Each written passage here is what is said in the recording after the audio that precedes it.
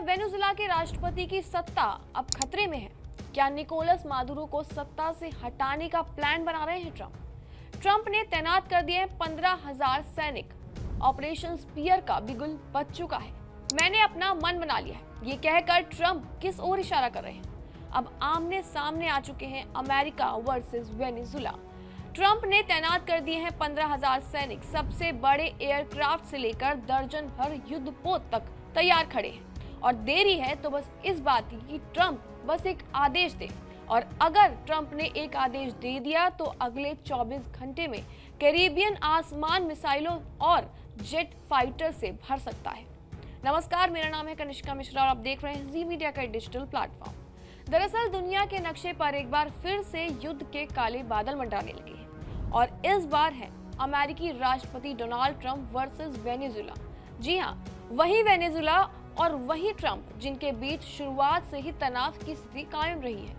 लेकिन अब हालात और भी ज्यादा खराब हो चुके हैं। कुछ विदेशी मीडिया रिपोर्ट्स के मुताबिक ट्रंप की टीम ने उन्हें फुल स्केल मिलिट्री ऑपरेशन के ऑप्शंस दे दिए हैं, जिसका नाम है ऑपरेशन साउदर्न स्पीयर, जो सीधे वेनेजुएला के राष्ट्रपति निकोलस मादुरो को सत्ता से हटाने के लिए तैयार किया जा रहा है।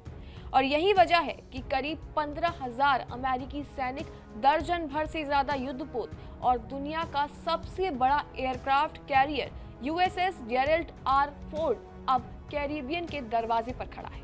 बस एक आदेश और हमला शुरू हो जाएगा। एयरफोर्स वन में बैठे ट्रंप ने पत्रकारों को सीधा कहा है, मैं अपना मन बना चुका हूँ, लेकिन करेंगे क्या ये खुलकर बताया नहीं है। हालांकि पेंटागन के अफसरों ने उन्हें एयर स्ट्राइक के प्लान, वेनेजुएला की मिलिट्री बेस पर अटैक, यहाँ तक कि मादुरो को सीधे निशाना बनाने तक के विकल्प दे दिए हैं। यानी कि मकसद साफ है, सत्ता पलटने का। विदेशी मीडिया ने खुलासा कर दिया है कि ट्रंप ने रक्षा सचिव पीट हेग्सेथ, जनरल डैन केन, विदेशी मंत्री मार्को रूबियो और कई टॉप अधिकारियों के साथ सिचुएशन रूम में मैराथन मीटिंग की है।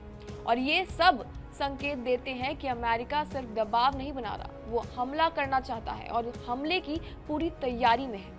और अब सबसे बड़ा खतरा बनकर उभरने वाला है दुनिया का सबसे शक्तिशाली और सबसे खतरनाक, सबसे विशाल aircraft carrier USS Gerald R Ford, जिसको कैरिबियन में तैनात कर दिया गया है। इसके साथ है मिसाइलों से लैस destroyer, cruiser, amphibious assault ship और एक घातक अटैक सबमरीन।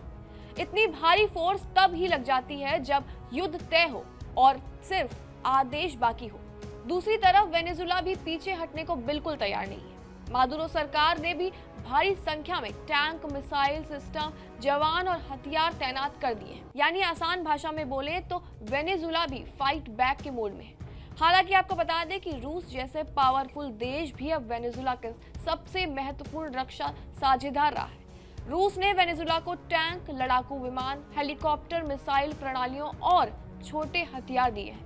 इसके अलावा दोनों देशों के बीच कई बड़े रक्षा और औद्योगिक सहयोग समझौते भी हुए हैं। यानी कि रूस के राष्ट्रपति पुतिन अब वेनेजुएला के साथ खुलेआम खड़े हैं और अमेरिका को कांटे की टक्कर देने का विचार देने में वेनेजुएला का समर्थन भी कर रहे हैं।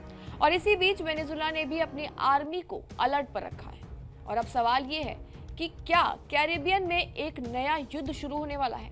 क्या ट्रंप मादुरो को सत्ता से हटाने के लिए सच में मिलिट्री ऑपरेशन शुरू करेंगे या सिर्फ ये कोई डराने की रणनीति है? हालांकि अब सवाल ये भी है कि जब रशिया भी वेनेजुएला के साथ खड़ा है तो क्या अमेरिका इसका कुछ बिगाड़ भी पाएगा? अगर ट्रंप ने एक आदेश दे दिया तो अगले 24 घंटे में कैरिबियन का आसमान मिसाइलों और जेट फाइटर से भर सकता है।